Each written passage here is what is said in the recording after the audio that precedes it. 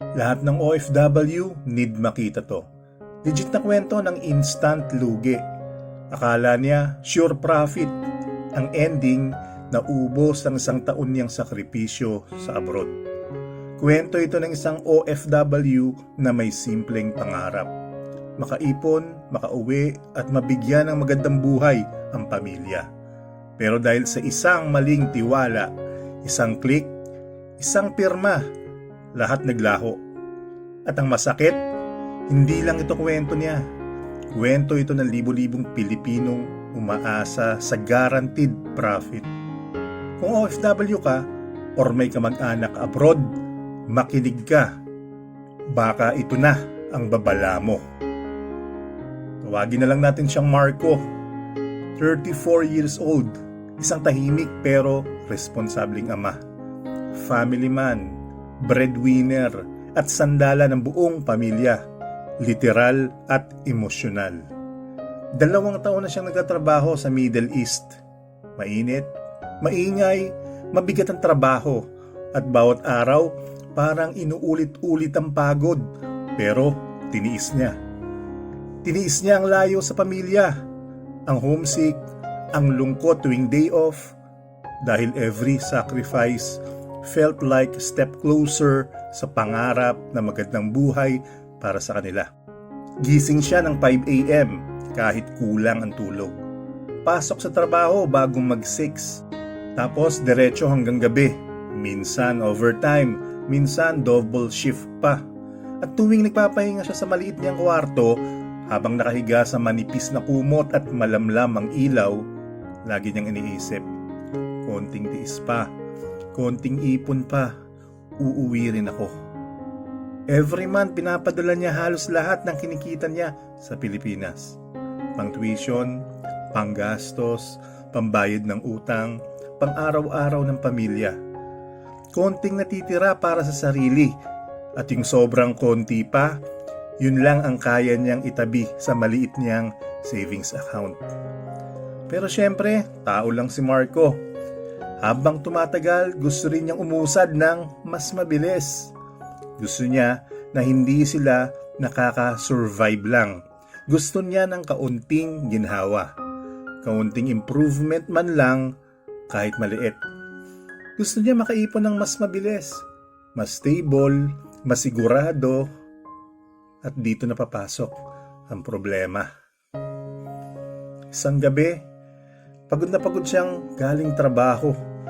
Medyo nahihilo pa dahil kulang sa kain at kulang sa pahinga. Pagdating sa kwartong maliit at mainit, umupo siya sa kama. Huminga ng malalim at instinctively nag-scroll sa phone para kahit papano may pang-alis stress.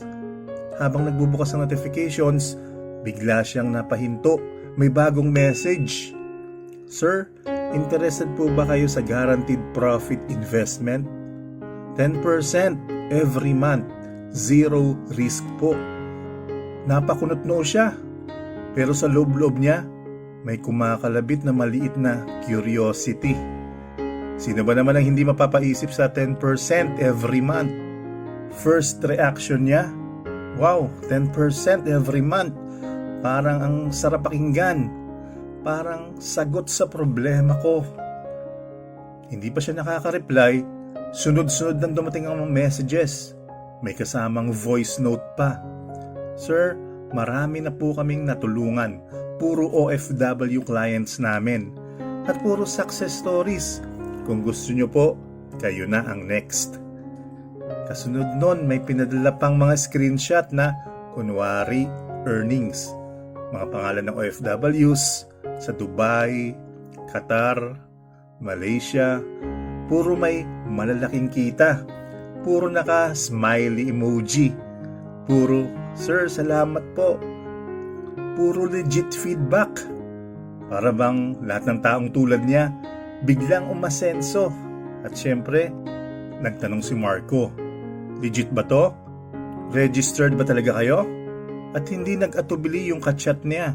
Diretsong sagot agad, syempre sir, registered po kami. Fast returns po. At ang maganda pa, pwede na kayong mag-cash out agad next month. Habang binabasa niya yon, ramdam niya yung kakaibang halo ng pagod, pag-aalala at pag-asa.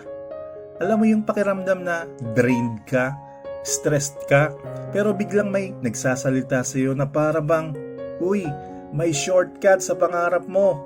May mabilisang paraan para makauwi ka ng mas maaga. Hindi mo na kailangan magtiis ng ganito katagal. Yun na yun. Yun ang naramdaman niya.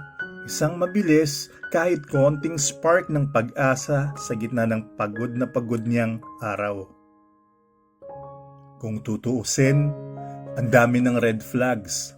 Walang business permit, yung kumpanya wala sa Google, yung CEO, kunwari lang may picture, pero stock photo lang pala. Screenshots ng profit, pero halos pare-pareho, parang copy-paste. Pero nung nagtanong siya, pwede ko po bang makita ang office niyo? Ang sagot, Sir, online po kami. Para walang overhead, kaya mataas ang kita. Tapos yung pinakamalala, Sir, last 2 slots na lang po. Sayang kung maubusan kayo. Classic pressure tactic.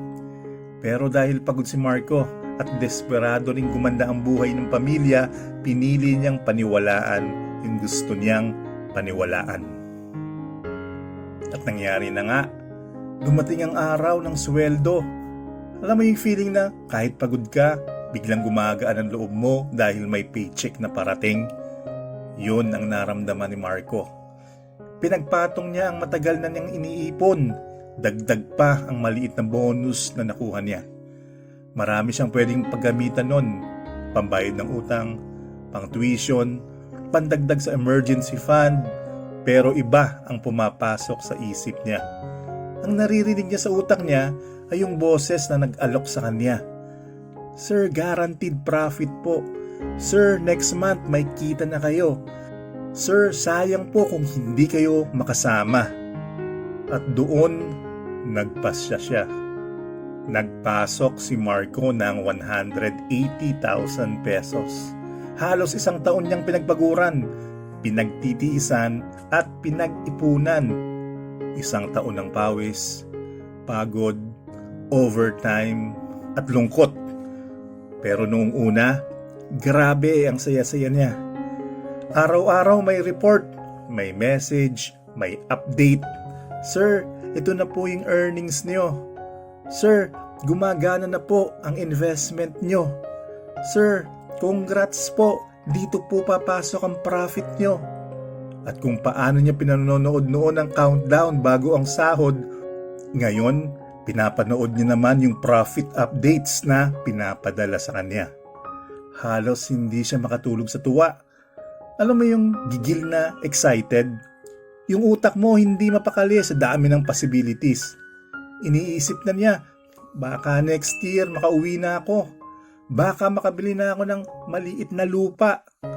Baka makapag-start na ng sari-sari store si Mrs. Baka hindi ko na kailangan mag-overtime palagi. Sa isip niya, parang unti-unti nang nagiging totoo lahat ng pangarap na matagal na niyang pinanghahawakan. Pangarap, ang sarap pakinggan, di ba? Lalo na kung parang abot kamay mo na. Pero ito ang problema. Kapag masyado kang masaya, kapag masyado kang excited, kapag sobrang lakas ng pag-asa mo sa isang bagay, hindi mo napapansin ang panganib. Hindi mo nakikita ang delikado at hindi mo naririnig ang mga warning signs na dapat mong pinakikinggan. Isang araw, walang nag-message. Akala ni Marco busy lang sila, pero kinabukasan, wala pa rin. Nag-check siya ng group chat, deleted. Nag-check siya ng page, deactivated. Nag-check siya ng website, error 404, page not found. Kinabahan siya, pinawisan, nanginginig ang kamay. Nag-chat siya sa agent. Sir, kamusta status ng investment ko? Sin, walang reply. Ulit-ulit, sin. At doon na niya naramdaman. Yung biglang pagbugso ng init sa dibdib, yung pagkahilo, yung pag-shake ng kamay, na-scam siya. Wala na. Wala nang mababawi. Parang isang iglap lang. 1 taon niyang sakripisyo, 1 taon ng pagod, 1 taon ng pagtitiis. Lahat naglaho sa isang click. Nanghina siya. Umupo siya sa gilid ng kama, hawak ang phone na wala ng silbi. At noon, tuluyan ang bumigay ang dibdib niya. Umiyak siya mag-isa sa maliit niyang kwarto. Hindi yung tahimik na iyak, kundi yung iyak na hirap pigilan, yung iyak na pinipigil mo mula pa noon, yung sakit na matagal nang nakastockpile sa loob. At ang totoo, hindi lang dahil sa pera, mas malalim pa doon. Umiiyak siya dahil naalala niya lahat ng pangakong binitawan niya sa pamilya bago siya umalis. Mag-iipon ako, aasenso tayo, makakauwi ako ng may pasalubong, may konting ipon, may pagbabago. At ngayon, paano niya sasabihin sa kanila? Paano niya ipapaliwanag na yung 1 taon ng pawis, gutom, overtime at pangungulila naubos lang dahil sa isang maling tiwala? Nakatingin siya sa kisame, kinakausap ang sarili niya, sinisisi ang sarili niya. Pero ito ang pinakamalupit na aral sa lahat. Hindi siya nalugi dahil tanga siya. Hindi siya nalugi dahil mahina siya. Nalugi siya dahil mabait siya. Dahil gusto niyang guminhawa ang buhay ng pamilya niya. Dahil naniniwala siya sa pag-asa. Dahil mapagtiwala siya at gusto niya lang talagang umangat. At yun ang weakness ng karamihan sa ating Pilipino. Hindi kahinaan ng utak, kundi sobrang lambot ng puso, sobrang pag-asang baka ito na, sobrang tiwalang baka dito kami aangat. At sa mundong puno ng manloloko, minsan yung kabaitan natin, yun pa ang kinakapitan nila para makapanakit. Kung may nangyayaring ganito sa iba, huwag mo isipin na safe ka. Tandaan, walang guaranteed profit. Walang zero risk investment. Kapag minadali ka, scam yan. Kapag masyadong mataas ang kita para maging totoo, hindi yan totoo. Legit investments take time, patience, proof, and transparency. Hindi nanggagaling sa messenger o sa random agent. Kaya inuulit ko, lahat ng OFW need makita to. Isang maling tiwala, kayang ubusin ang taon ng sakripisyo. Pag-ingatan mo ang pinaghirapan mo. Hindi madali ang buhay abroad, kaya huwag ibigay sa sinumang nag-aalok ng sure profit. At para sa mga Marco sa mundo, hindi ka nag-iisa. At hindi ka mahina. Naging biktima ka ng pangakong masyadong maganda para maging totoo. If you found this video valuable, share mo sa kakilala mong OFW. Baka ito ang makapagsalba sa ipon nila.